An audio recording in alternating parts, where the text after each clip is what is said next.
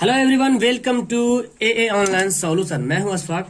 तो आपको पता है कि अभी हम लोग यहाँ पे पढ़ेंगे मैथ का इंपॉर्टेंट सब्जेक्टिव क्वेश्चन जो कि क्लास 10 के लिए है। आप किसी भी बोर्ड से कोई मतलब नहीं, बस सवाल आपसे बनना चाहिए। तो यहाँ पे मैं आपके लिए 10 सवाल लाया हूँ जो कि 10 दूना 20 नंबर यानी कि दो दो नंबर का सवाल है। ठीक है, तो एकदम कंठस्थ कर लीजिए कि ये सभी सवाल आपको बनाने के लिए आना चाहिए। अगर इनमें से कोई एक सवाल जो आपको बनाने के लिए नहीं आ रहा, परेशान कर रहा, तो बस सीख लीजिए, क्योंकि धीरे धीरे बूंद बूंद से घड़ा बढ़ता है। छोटा वाला ही मजबूत नहीं रहेगा तो बड़ा वाला पढ़ने से कोई फायदा नहीं है। ठीक है, तो हम कोशिश ये कर रहे हैं कि ये सब सवाल आपको एकदम याद होना चाहिए और आपको याद कर बनाने के लिए आना चाहिए। जो भी फॉर्मूला वगैरह याद रहेगा तभी तो बना पाएंगे।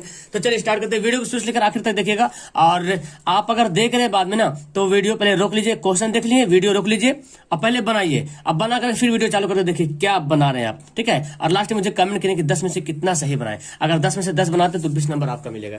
जितना नंबर आता है मुझे कमेंट करेंगे। एक क्वेश्चन 2 नंबर का सवाल यहाँ पे आपके सामने हाजिर है। पहला सवाल यहाँ पे क्या बोलता है कि बहुपद, द्विघात बहुपद जो दिया हुआ है, ये द्विघात बहुपद, ये बोलता है कि इसके जो x square plus 2x minus 8 के शून्यंकों को ज्ञात कीजिए। शून्यंक ज्ञात करना है। ठीक है, अब द्विघात दिया हुआ है तो हमको उसी हिसाब से निकालना है। आप चूंकि द्विघात बहुपद दिया तो इसको द्विघात बहुपद के फॉर्मूला से हम लोग निकालेंगे। और अगर ऐसे ही बोलता तो आप गुणनखंड विधि से भी बना सकते थे, कोई दिक्कत नहीं। तो चलिए हम यहाँ पे द्विघात से निकालते हैं। द्विघात में आपको क्या पता चलता है कि यहाँ पे इसमें क्या क्या दिख रहा है आपको। यहाँ मैं लिख सकता हूँ यहाँ पे कि a बराबर कितना है। यहाँ पे देखो a है कितना 1 है, क्योंकि एक्स स्क्वायर हो रहा है, और b कितना है 2 है, और c कितना है, c है -8। ठीक है, ये दिया हुआ है, c कितना है -8 है। ओके, तो यहाँ पे a b c दिया हुआ है, इसको मैं यहाँ पे लिख लिया। ठीक है, इसलिए लिख लिया क्योंकि ये काम आने वाला है। और आप जानते हैं द्विघात बहुपद में जो शून्यंक निकलता है तो द्विघातीय सूत्र होता है ना, b minus b plus minus over root d by 2a। तो मैं इसको लिख के बताता हूँ। देखिए जैसे कि यहाँ पे मैं बताता हूँ, ये द्विघातीय सूत्र होता है ना, minus b plus minus root d by 2a होता है। तो रूट डी को पहले हम निकाल लेते हैं, क्योंकि एक जगह करना फिर ज्यादा भारी लगेगा, मतलब थोड़ा बड़ा टाइप का बन जाएगा। तो हम निकालते हैं डी का वैल्यू निकालते हैं, इसलिए डी बराबर फॉर्मूला क्या होता है, बी स्क्वायर माइनस 4ac। ये होता है B square minus 4ac formula होता है। अब बी का वैल्यू कितना है 2 है, तो 2 का स्क्वायर कर लेते हैं, -4, ए का वैल्यू 1 है, और सी का वैल्यू -8 है। तो 2 दूना 4 और माइनस माइनस प्लस 8 चौक 32। ठीक है, तो यहाँ पे कितना आ गया 32 और 4 36। डी का वैल्यू कितना आ गया 36 आ गया। अब हम निकालेंगे द्विघात बहुपद, इसलिए यहाँ पे लिखेंगे मूल निकालना है ना, शून्यंक निकालना है। शून्यंक बोले या मूल बोले वही सवाल आता है। ठीक है, इसलिए शून्यंक लिखिए या मूल बराबर लिखिए। फॉर्मूला क्या होता है, minus b plus minus over root d by 2a, ये फॉर्मूला होता है। ठीक है, ये फॉर्मूला आपको याद होना चाहिए। तो अब यहाँ पे क्या करते हैं, माइनस बी, तो b कितना है देखो, b यहाँ पे दिया हो +2 और यहाँ माइनस, तो प्लस माइनस -2 हो गया, और प्लस माइनस वैसे रहने दो। d का वैल्यू कितना है देखो 36 आया था, d का वैल्यू 36 यहाँ पे लिख दिए 2a, और a का वैल्यू कितना देखो 1 है, तो यहाँ लिख देंगे 1। मैं इधर बनाता हूँ, एग्जाम में ऐसे मत करना, सीधा ऐसे बनाते जाना। ठीक है, क्योंकि मैं मुझे आपको सिखाना है, इसलिए मैं इधर बनाता हूँ।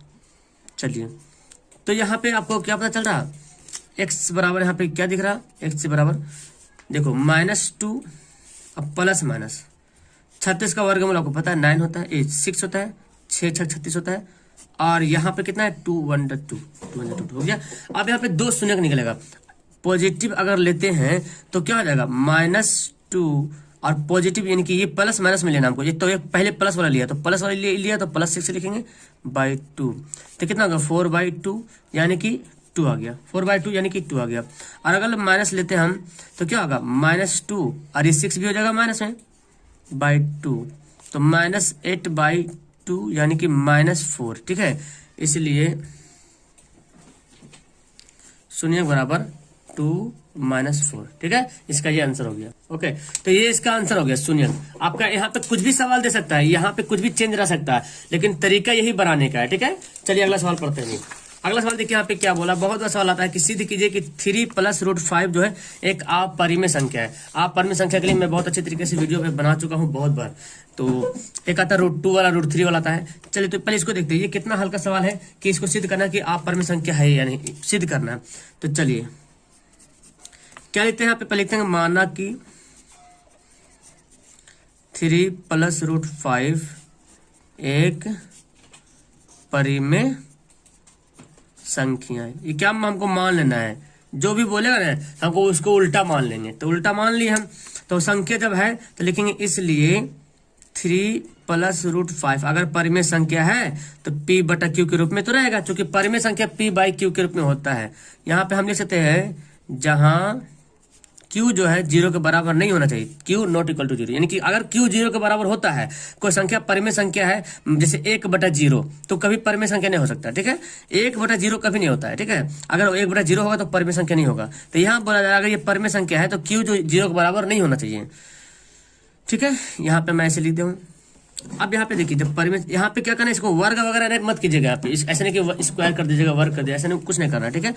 यहाँ पे हम क्या करेंगे, यहां से रियल, अब देखो ये तो हम मान लिए यहाँ पे, अब इसमें देखो रियल फैक्ट क्या पता चल रहा, ये 3 परिमेय है, √5 क्या अपरिमेय, तो परिमेय, और ये क्या है, ये p/q क्या है, परिमेय संख्या है, और 3 परिमेय संख्या है, और √5 अपरिमेय संख्या है। तो परिमेय को परिमेय तरफ भेज देते हैं, तो √5 इधर रह जाएगा, p/q माइनस में हो जाएगा 3, ठीक है। इसको चाहो तो और बना लो, और नहीं तो फिर ऐसे ही रहने दो। चलो बना ही लेते हैं, p - 3q हो जाएगा। आप कुछ नहीं कर सकते हैं। तो यहाँ पे देखें परिमेय संख्या के साथ परिमेय संख्या जाके मिलेगा तो क्या बनेगा, परिमेय संख्या बनेगा, और अपरिमेय संख्या अलग है। तो क्या आप मुझे बताइए कि परिमेय संख्या और अपरिमेय संख्या कभी बराबर हो सकता क्या? ये बोल रहा, इस सवाल के हिसाब से पता चल रहा कि दोनों आपस में क्या है, बराबर है, लेकिन बराबर तो कभी हो ही नहीं सकता, क्योंकि ये परिमेय है, ये परिमेय और ये अपरिमेय। तो हम लिखेंगे चूंकि √5 एक अपरिमेय संख्या है तथा p - 3q/q एक परिमेय संख्या है, ठीक है। और हम क्या जानते हैं, हम जानते हैं कि परिमेय संख्या तथा अपरिमेय संख्या बराबर नहीं हो सकता। ये जानते हैं ना कि बराबर नहीं हो सकता, परिमेय संख्या और अपरिमेय संख्या कभी बराबर नहीं हो सकता है। अतः √3 + √5 एक अपरिमेय संख्या। अब चाहे तो लिख सकता कि मेरा मानना गलत हुआ, ठीक है, समझा गया। तो ये ज्यादा कुछ नहीं, बस इसमें थोड़ा सा कुछ लाइनिंग जो है आपको लिखना पड़ता है। ओके, चलिए अगला सवाल पढ़ते हैं। ये सवाल देखो, ये सवाल दिया, इसको p/q के रूप में बदलना है, तो ऑब्जेक्टिव क्वेश्चन में तुरंत बदल देते हैं आराम से। सब्जेक्टिव में कैसे बदलते हैं देखिए, अगर 2 नंबर का सवाल आता है तो कैसे बनाएंगे, 2 नंबर मिलेगा, सिर्फ इसका आंसर लिखने से नहीं काम चलेगा। ऑब्जेक्टिव में आता था तुरंत क्या करते हैं आप, तुरंत करते हैं 16 लिख दिया, और यहाँ पे 0 है, यानी कि रैंकरिंग वाला पहले लिख लिए, और रैंकरिंग के बाद में उसको घटा देते हैं, और जितना संख्या के ऊपर रैंकरिंग रहता है उतना बार 9 देते हैं, तो हम 16/99 बोल देते हैं आंसर। तो ये आंसर तो आ गया, लेकिन रियल में फैक्ट क्या है यहाँ देखते हैं। माना कि x बराबर 0.16, ये रैंकरिंग है, इसका मतलब हुआ 0.16161616 एकदम आता कहाँ तक जाए कोई पता नहीं। समीकरण क्या मानेंगे, इसको फर्स्ट मानेंगे। क्या मानेंगे, समीकरण फर्स्ट मानेंगे। अब यहाँ पे क्या करना है, देखो 2 संख्या के ऊपर रैंकरिंग है, 2 संख्या के ऊपर रैंकरिंग है ना, तो हम क्या करेंगे, इसको 100 से गुना करेंगे। एक संख्या के ऊपर रैंकरिंग रहता तो 10 से गुना करते हैं, और 2 संख्या के ऊपर रैंकरिंग है तो 100 से गुना करेंगे। 3 संख्या के ऊपर रैंकरिंग रहता तो 1000 से गुना करते हैं, ठीक है। तो दोनों और 100 से गुना करने पर, तो 100 से गुना करेंगे तो क्या आ जाएगा, ये वाला x क्या आ जाएगा, 100x हो जाएगा। और ये कितना आ जाएगा, देखो अब सिंपल से समझो, मान लें कि 0.16 इसको 100 से गुना करते हैं तो कितना आ जाएगा, बोलिए। 100 से गुना करें तो 16 ऐसे आ जाएगा, है ना। चूंकि देखो ये पॉइंट कटा, 2 0 का खत्म, तो 16 सिर्फ बचेगा, 16। तो यहाँ पता चल रहा कि जब इसको हम 100 से गुना करेंगे तो एक 16 निकल जाएगा बाहर, बाकी ये 16 16 ऐसे बढ़ते रहेगा, चूंकि, ठीक है। अब यहाँ पे इसको और अच्छे तरीके से लिखते हैं, 100x बराबर 16। हम इसको ऐसे लिख सकते हैं प्लस 0.161616, चूंकि यही तो है ना, इसको हम 0 इसको जोड़िएगा तो इतना ही आएगा, इन दोनों को जोड़िएगा तो, और इतना बराबर मैंने क्या माना, x माना। अच्छा नहीं करना तो कुछ ऐसे रहने दीजिए। आप यहाँ पे क्या करेंगे, समीकरण सेकेंड माइनस फर्स्ट को, सेकंड को फर्स्ट से घटा दीजिए, तो सेकंड हमारा ये है, फर्स्ट ये है। 100x में से एक एक से घटेगा तो क्या होगा, 99x हो जाएगा। और देखो इसको घटाइएगा तो ये नए भी करिएगा तो कोई दिक्कत नहीं, अगर इसको नए भी लिखते हैं तो कोई दिक्कत नहीं, ठीक है। अब मान लेंगे इसी के समीकरण सेकंड मानिएगा तो वो भी बन जाएगा, ठीक है। देखो इसको अगर घटाएंगे तो ये पूरा जो है घट जाएगा ऐसे, क्योंकि ये वाला बात ये वाली बात पूरा सेम है तो घट के 0 बच जाएगा, तो बचेगा हमारा 16, तो 16 का तो 16 ही रह जाएगा, ठीक है। तो यहाँ लिखेंगे इसलिए x बराबर 16/99, और ये क्या हो गया आंसर। अब इस क्वेश्चन में आपको कोई दिक्कत नहीं होनी चाहिए। अगला सवाल है, उस अर्धगोला का पूर्ण पृष्ठ क्षेत्रफल ज्ञात कीजिए जिसका व्यास दिया हुआ है, ठीक है, 14 सेंटीमीटर। तो अर्धगोला का व्यास दिया हुआ है, ठीक है, व्यास बराबर 14 सेंटीमीटर, ठीक है। तो त्रिज्या बराबर क्या हो जाएगा, त्रिज्या बोले तो r, रेडियस बराबर 14 का आधा करते हैं यानी कि 7 सेंटीमीटर, क्या हो जाएगा इसका, त्रिज्या हो जाएगा 7 सेंटीमीटर, ठीक है। आप जानते हैं अर्धगोला का पूर्ण पृष्ठ क्षेत्रफल, इसलिए अर्धगोले का पूर्ण पृष्ठ क्षेत्रफल,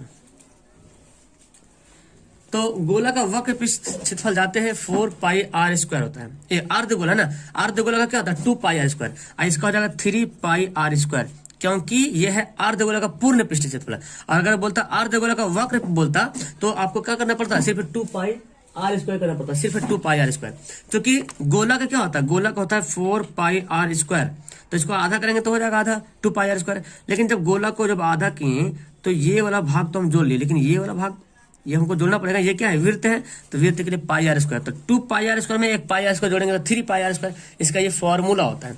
अब यहाँ पे सेट कर लिए, 3 पाई का वैल्यू 22/7, r का वैल्यू तो पता चल गया 7 × 7, कट पिट कर दो तो 22 दूना 66 हो गया, इंटू 7, 7×6 = 42, और 7×6 = 42, कितना हो गया 46 हो गया। क्लियर है, तो इसका ये क्या हो जाएगा, ये हो जाएगा इसका आंसर, है ना। तो इजी से बन गया, यहाँ पे कोई दिक्कत नहीं, बस आपको याद रखना कि अर्धगोले का पूर्ण पृष्ठ का क्षेत्रफल का फॉर्मूला ये होता है, ठीक है। आप इसको बना लीजिएगा, आंसर हो जाएगा, ठीक है। बहुत जल्दी मैं आपको उसी क्वेश्चन कॉपी में मैं रिवीजन कराने वाला हूँ, जो क्वेश्चन जिस तरह की कॉपी आपको एग्जाम में मिलेगा, ठीक है। कोशिश करूंगा ताकि आप भी यहाँ पे देखिए बार बार और आपको हैबिट भी हो जाए। चलिए ये सवाल देखिए, कितना इजी सवाल है, 2 नंबर आपको मिल जाएगा एकदम इजी से, और इसको हल करना है। इसका वैल्यू आपको पता है, इसको हल करेंगे तो इसका आंसर 1 आएगा, आपको पता है। फिर भी क्या हम रूल यहाँ पे रूल क्या अपनाएंगे, तो आप पहले लिख लेते हैं sin 63/cos 27 प्लस, जैसे लिखा हो पहले उसको उतारेंगे, into sin 45 minus sin 50/cos 40। अब देखो क्या हम जानते हैं, हम sin को किसी ऊपर चेंज करो चाहे नीचे चेंज करो, उससे कोई मतलब नहीं, ठीक है।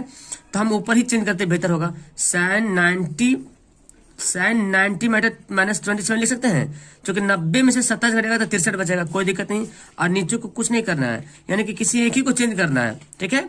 cos में भी लिख सकते हैं cos 90 -45, और नीचे 45 sin है, उसी हम 45 ऐसे लिख देंगे, ठीक है।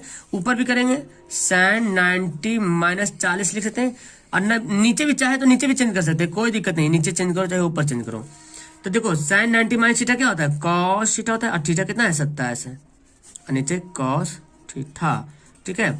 यहाँ पे क्या हो जाएगा, cos 90 - थीटा बराबर क्या होगा sin थीटा, तो sin थीटा, और यहाँ पे sin थीटा तो दिया हुआ है, और यहाँ पे sin 90 - थीटा क्या होता है cos थीटा, थीटा 40 है, cos थीटा, तो कट जाएगा, देखो कट गया, क्या बचा, बहुत से बंदे 0 बोलेंगे, यहाँ पे 1 है, यहाँ पे 1 है, यहाँ पे 2 है, तो देखो 1 1 2 - 1 कितना आ गया 1, ये हो गया इसका आंसर। क्लियर है, इसका आंसर ये हो गया। इस तरह सवाल आएगा तो बनाएंगे आप। चलिए, तो आपका यहाँ पे 4-5 सवाल हो गए ना। अब हम बढ़ते हैं अगला सवाल के साथ। चलिए 7वां सवाल, 6ठा सवाल यहाँ पे देखते हैं। 6ठा सवाल क्या है, देखिए बिंदु सवाल बोलता है कि बिंदु दिया हुआ है 4 - 1 2 - 3 के बीच की दूरी निकालना है, ठीक है। कैसे निकालेंगे, तो इजी है, हम जानते हैं। चलिए बिंदु दिया हुआ है, माना कि 4 - 1 बराबर x1 y1, ठीक है, और 3 2 को मान लेते हैं x2 और y2 मान लिया। हाँ, इसलिए बीच की दूरी फॉर्मूला क्या होता है, x1 - x2 का होल स्क्वायर, कहीं कहीं x2 भी लिखता है, कोई दिक्कत नहीं, y1 माइनस y2 का होल स्क्वायर का ओवर रूट। ये फॉर्मूला आपको याद होना चाहिए, ठीक है। x1 कितना है, देखो x1 हमारा 4 है, ठीक है। x2 कितना है, x2 देखिए 2 है का स्क्वायर। y1 देख रहे हैं -1 है तो -1, और y2 कितना है 3 है, तो यहाँ प्लस माइनस -3 हो जाएगा, स्क्वायर लीजिए, ठीक है। अब देखो 4 में से 2 घटेगा तो 2 हो जाएगा, 2 का स्क्वायर हो जाएगा। 3 में 3 और 1 तो दोनों जुड़ जाएगा ना, तो -4 हो जाएगा स्क्वायर। देखिए 2 दूना 4 और 4 चौक 16, अब माइनस माइनस भी प्लस होता है, ठीक है।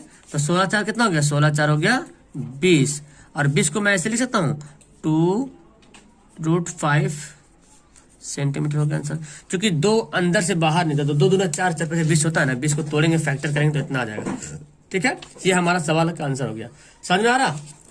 चलिए अगला सवाल देखते हैं। यहाँ देखो दिया हुआ है, सिद्ध करने के लिए बोला कि सिद्ध कर लिए इसको, तो सिद्ध कर लेते हैं। क्या दिक्कत है, कोई दिक्कत नहीं है। हम पहले उतारते हैं यहाँ पे LHS, ठीक है। आप इससे बनाओगे तो आंसर आएगा, इससे बनाओगे तो आंसर आएगा, जिससे मर्जी उससे बना सकते हो, ठीक है। तो 1 माइनस साइन थीटा, जो इजी विधि में आपको बता देता हूँ। अब देखो इस टाइप का सवाल ही एग्जाम में पूछा जाता है। जब भी पूछे ना इस तरह सवाल में, जब भी बटावलर है तो उसको परमेयकरण करना। क्या करना, परमेयकरण। तो परमेयकरण कैसे करते हैं, 1 प्लस साइन है ना, तो इसको ऊपर गुना करेंगे, लेकिन प्लस को बना देंगे माइनस, 1 माइनस साइन थीटा, और यहाँ पे नीचे भी लिखेंगे 1 माइनस साइन थीटा। अब जब हम ऐसे किए हैं तो इन दोनों का काट भी देंगे तो इस पर कुछ असर नहीं पड़ने वाला है। ये बात आप याद रखें कि पिछले स्टेप में कुछ असर नहीं पड़ना चाहिए। अब देखो क्या करते हैं यहाँ पे, 1 माइनस साइन 2 बार है, 1 माइनस साइन थीटा 2 बार है, तो 1 माइनस साइन थीटा का होल स्क्वायर, क्योंकि 2 बार है स्क्वायर कर दिए। अच्छा देखो a plus b, a minus b, formula पढ़ेंगे a plus b into a minus b, a square minus b square. इसी फॉर्मेट में ही दिया हुआ a plus b, a minus b, a square minus b square. तो a हमारा कितना 1 है, तो 1 का स्क्वायर, माइनस b कितना है, साइन है, तो साइन का स्क्वायर, ठीक है, लिख दिया। अब देखिए यहाँ पे क्या करते हैं, 1 माइनस साइन थीटा का होल स्क्वायर, फिलहाल अभी ऐसे रहने देते हैं। अच्छा आप देखो 1 का स्क्वायर 1 रहे या 1 का क्यूब रहे कोई दिक्कत नहीं, तो हम लिख सकते हैं 1 माइनस साइन स्क्वायर थीटा, ठीक है। अब आगे बढ़ते हैं, इसका एग्जाम में मिलेगा तो ऐसे ही बनाना बच्चा, ठीक है। 1 माइनस साइन थीटा का होल स्क्वायर बाई, देखो 1 माइनस साइन स्क्वायर थीटा का फॉर्मूला क्या होता है, कॉस स्क्वायर थीटा होता है, ठीक है। अब देखो मैं क्या करता हूँ, दोनों पे स्क्वायर है। जब एक फॉर्मूला पढ़े होंगे आप 7-8 में कि a का स्क्वायर हो और b का स्क्वायर हो, तो आप a बटा b का स्क्वायर ऐसे भी कर सकते हो, ठीक है। तो यहाँ पे वही कंडीशन दिख रहा, तो 1 माइनस साइन थीटा है और कॉस थीटा है, इसका हम क्या करेंगे, स्क्वायर कर देंगे, कर दिया। अब यहाँ पे क्या आता है, बंटवारा का बात। बंटवारा कब करेंगे, जब बीच में माइनस प्लस रहेगा तभी करना, गुना रहेगा तो बंटवारा नहीं करना है। अलग अलग एक ठुक देंगे तो दूसरा नहीं मिलेगा फिर गुना में। यहाँ पे क्या है, 1 में भी आएगा कॉस, साइन में भी कॉस आएगा, यानी कि 1 by cos theta minus sine by cos theta. तो आप यूं ही माथे की निगाह से देखें, यहाँ पे अगर इसको हल कीजिएगा ना, कॉस कॉस एलसीएम ले लीजिएगा, तो फिर यही बनने वाला, मतलब इस पर कुछ असर नहीं पड़ रहा। इसको देखे तो इस पर कुछ असर नहीं पड़ रहा, मतलब किसी पे ना, तो इससे पीछे जितना भी किसी पे इफेक्ट नहीं पड़ेगा, वही आ सकता है हल करने बाद। लेकिन अगर हम यहाँ पे कुछ और ले दें तो ये मतलब बेतुकी वाली बात हो जाएगी। आपको एकदम सिस्टमेटिक ढंग से बनाना है। 1 माइनस कॉस फॉर्मूला क्या होता है, सेक थीटा, और साइन बाई कॉस क्या होता है, टैन थीटा, इसका स्क्वायर है होल स्क्वायर। यही तो बोला था, sec theta minus tan theta का स्क्वायर लाइए, प्रूफ कीजिए। तो हमारा हो गया RHS का हो गया, प्रूफ हो गया, ठीक है, RHS प्रूफ। ये है आपका 7 नंबर सवाल, समझ में आ गया। चलिए 8वां सवाल देखते हैं। 8वां सवाल क्या बोलता है, यदि बिंदु यहाँ पे दिया हुआ है x y बिंदु 6-1 तथा 2-3 से समदूरस्थ है तो सिद्ध कीजिए। अब समदूरस्थ वाला यहाँ पे बात आ गई, तो यहाँ पे ध्यान दीजिए। मान लेते हैं यहाँ पे, ये मान लेते हैं हमारा ये दिया हुआ है, ठीक है।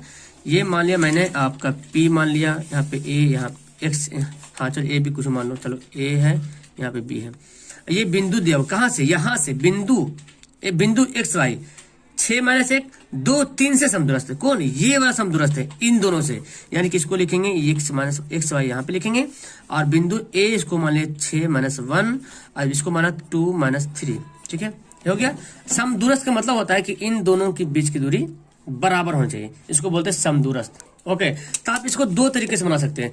आप चाहो तो एक ही बार दोनों को लिख लो बराबर करके, या तो AP अलग निकाल लो, PB अलग निकाल लो, ऐसे भी निकाल सकते हैं। तो हम यहाँ पे लिखेंगे चूंकि x y बिंदुओं 6-1 तथा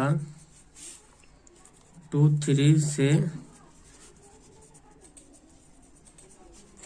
समदूरस्थ है। जब समदूरस्थ है तो लिखेंगे इसलिए AP बराबर BP।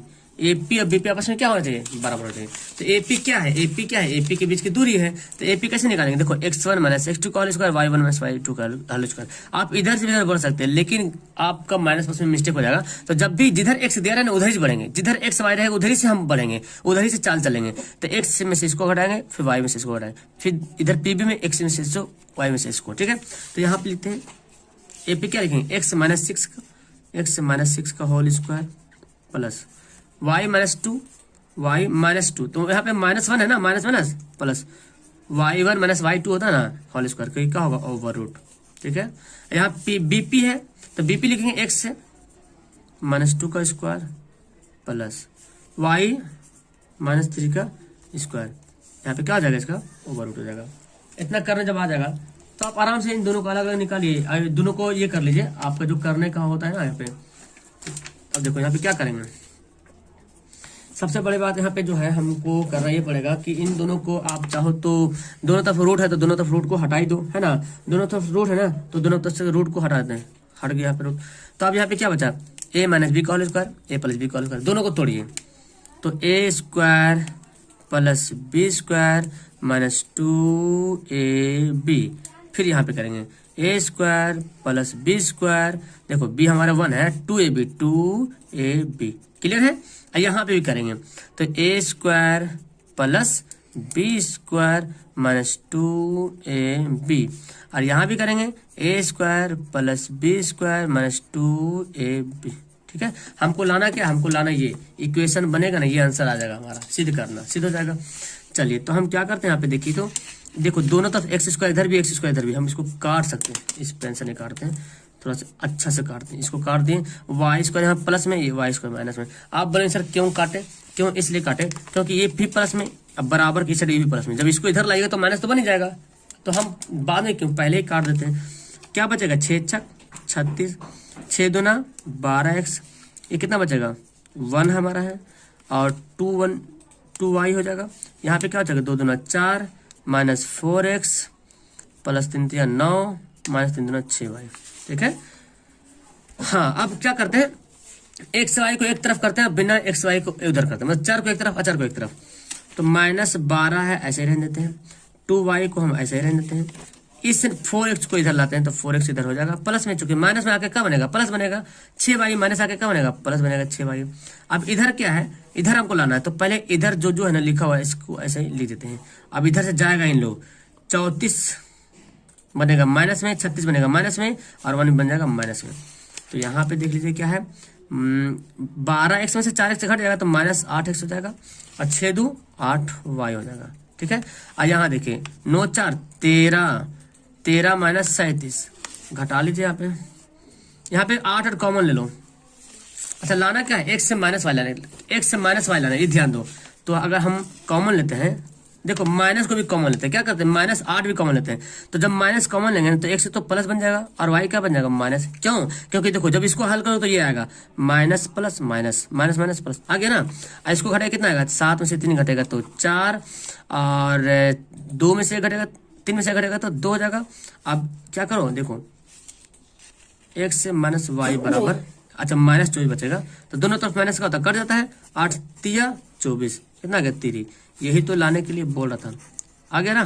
तो ये हमारा है समदूरस्थ का नियम होता है कि इन दोनों की दूरी को बराबर कर दीजिएगा, समदूरस्थ बन जाएगा। अगला सवाल यहाँ पे देखिए, एक शंकु के आधार की त्रिज्या दिया हुआ है और ऊंचाई दिया हुआ है, तो इसका वक्र पृष्ठ का क्षेत्रफल निकालना है। तो यहाँ पे शंकु की त्रिज्या दिया हुआ है कितना, 5 सेंटीमीटर, ठीक है, और ऊंचाई दिया हुआ है 12 सेंटीमीटर।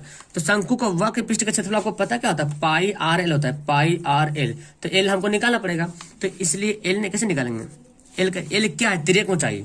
एल निकालने का हम निकालते हैं कैसे, कि h square plus r square का ओवर रूट करते हैं। तो 5 का स्क्वायर प्लस 12 का स्क्वायर का ओवर रूट, ठीक है, कितना जगह 5 5 25, 12 का 144। तो इसको जब गुना करेंगे तो आ जाएगा 169, और 169 वर्ग किसका होता है, 169 वर्ग होता है 13 का, 13 आ गया, ठीक है। जगह कम रहने की वजह से मैं ऐसे कर दिया हूँ। 13 आ गया। अब देखो इसको क्या करते हैं, तो इसलिए शंकु का वक्र पृष्ठ क्षेत्रफल पाई आर एल ये होता है। तो पाई का वैल्यू 22/7 हो गया, आर का वैल्यू तो पता चला हुआ हमको 5 है, एल का वैल्यू हमारा आ गया 13। अब यहाँ पे करना क्या पड़ेगा, यहाँ पे तो कट फिट करेगा ना, जो भी करना है कट फिट कर दीजिए यहाँ पे, या तो फिर यहाँ पे देख लीजिए कितना हो जाएगा। 22 × 5 = 110 होता है, हमें गुना करते हैं 22 × 5 = 110 और 13 से गुना करते हैं तो 0, 13 × 13 13 × 13 बाकी 1, 13 × 13 = 14, 14-20 आता है। तो यहाँ पे आ गया 14-30 आ गया, 14-30 यहाँ पे लिख देते हैं 14-30 और बटे में क्या है 7 है, 7 लिख देते हैं। अब इसको भाग कर लीजिए, ठीक है, तो भाग करेंगे तो 204.28 सेंटीमीटर स्क्वायर, ये हमारा क्या हो जाएगा, आंसर हो जाएगा। क्लियर है, तो बस इजी से निकालना था। लास्ट सवाल देख लेते हैं, लास्ट सवाल 10वां सवाल क्या दिया हुआ है, देखो 10वां सवाल यहाँ पे दिया हुआ है, ये भी बड़ा इजी है और आसान से सोल्व हो जाएगा, त्रिकोणमिति का ही सवाल है। तो इसमें कुछ करना नहीं, बस आपको सिर्फ यहाँ पे फॉर्मूला बैठा देना है। 5 है तो 5 cos 60 का वैल्यू क्या होता है, आपको पता है cos 60 का वैल्यू है ना 1/2 होता है, 1/2 का स्क्वायर कर देंगे +4। sec 30 का वैल्यू कितना होता है, तो sec का वैल्यू याद नहीं तो cos 30 का वैल्यू याद है, cos 30 का वैल्यू होता है √3/2, √3/2 इसको उल्टा कर देंगे तो 2/√3, √3 नीचे और 2 पर ऐसे हो जाएगा, स्क्वायर हो गया -3 और tan 45 का वैल्यू कितना होता है 1 का स्क्वायर। अब यहाँ पे क्या करेंगे, देखो sin 30 का वैल्यू तो पता है आपको 1/2 होता है और cos 30 का वैल्यू अभी cos 30 का वैल्यू कितना होता है, cos 30 का वैल्यू √3/2 होता है, ठीक है। अब देखो क्या करेंगे 5 × 1/4 + 4 × 2 दूना 4 और √3 का स्क्वायर कितना होता है 3 होता है, -1 का स्क्वायर तो 1 ही होगा, तो 3 × 3 हो गया। देखो 1/4 हो जाएगा, ये क्या हो जाएगा 3/4 हो जाएगा। हाँ अब देखो इसको क्या करते हैं, 5 × 5/4 4 × 4 16/3 -3 यहाँ पे कर दिया, ठीक है। अब देखो ये क्या है, इसको आप चाहो तो भिन्न का जोड़ कर लो, यहाँ पे 4 ले लो एलसीएम, 4 एलसीएम ले लिए तो 4 को 4 से भाग करेंगे 1, यानी कि हमारा ये आ जाएगा, ठीक है। तो यहाँ पे तो इजी से बनेगा। देखो इसको भी, अब देखो अब क्या करेंगे ना, ये बड़ा वाला है इसको भी लेते हैं एलसीएम, तो 12 एलसीएम हो जाएगा, तो बचेगा कितना 4 × 3 = 12 तो 5 × 3 = 15, 3 × 4 = 12 तो 3 × 4 = 12 तो 16 × 4 = 64 -12 × 3 = 36, ठीक है, ये आ गया हमारा। अच्छा ओके, तो और ये कितना आ जाएगा 4/4, तो ये तो कट जाएगा, कट के 1 बचेगा। तो फिलहाल यहाँ देखो कितना होगा 4 × 5 = 4 9 और 6 × 7 79 हो गया, -36/12 हो गया। अब इसको घटा लीजिए, 9 में से 6 घटेगा 3 आ जाएगा और 7 में से 2 घटेगा तो 7 में से 2 घटेगा 4 आ जाएगा। लीजिए यही तो आंसर हो जाएगा, है ना 43/12। क्लियर है, तो यहाँ पे मैं आपको 10 सवाल यहाँ पे बता दिया हूँ और बस कुछ नहीं, कैलकुलेशन करना है आपने अच्छी तरीके से, बाकी क्लियर। तो आप मुझे कमेंट करेंगे आपकी 10 में से आप कितना सही बनाए, ये सब सवाल आपको बनाने आया कि नहीं आया अभी तक, अब तक बनाने आया कि मैं इस तरह से, मैं तो हमेशा सवाल लाते आ रहा हूँ बार बार, है ना। तो कोशिश मेरी यही है कि आपको ये सब सवाल भी कम से कम आराम से बनाने चाहिए, लॉन्ग सवाल भी आपको मिलेगा, डोंट वरी, टेंशन मत लीजिए। Okay that's all, thank you everyone. पहली बार है तो चैनल को सब्सक्राइब कर लो, क्योंकि यहाँ पे सारे कुछ की तैयारी कराई जा रही है बेहतर तरीके से, बेहतर ढंग से एकदम, ठीक है। बाकी सब्जेक्टिव क्वेश्चन लाने का मेरा काम चल रहा है, इंपॉर्टेंट ऑब्जेक्टिव क्वेश्चन भी चल रहा है, लेसन वाइज क्वेश्चन भी चल रहा है, ठीक है। चलिए तो फिलहाल वीडियो का लास्ट करते हैं। That's all, thank you everyone. Like नहीं किया तो लाइक जरूर कर देना।